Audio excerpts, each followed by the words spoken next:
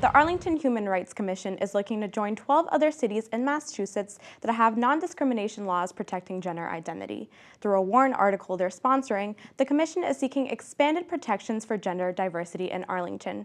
On Thursday, April 14th, they held a panel presentation and discussion titled Expanding Equality, Protecting Freedom of Gender Identity and Expression in Arlington.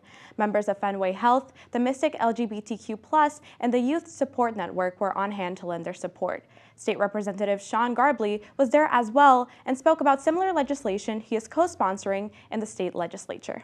Under current law, an owner of a restaurant can ask a transgender individual to leave. They can be denied service.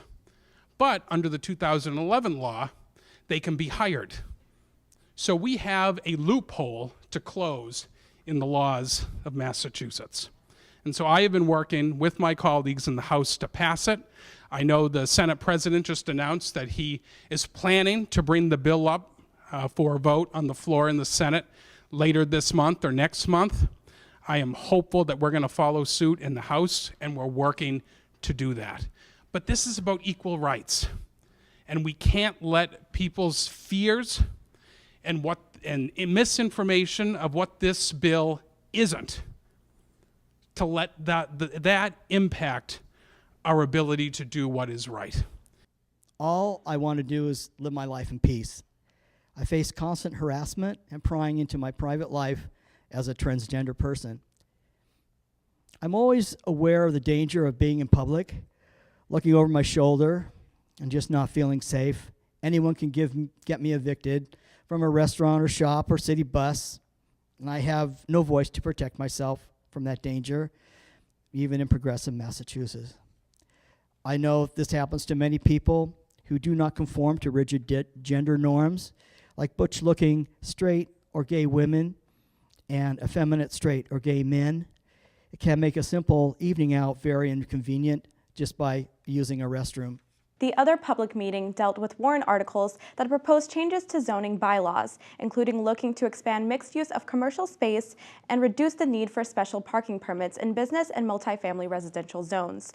Those attending were particularly concerned over Article 8, which is meant to encourage responsible new residential building by changing the definition of a basement. If approved, in some cases, a cellar would then be treated as the first story of a house.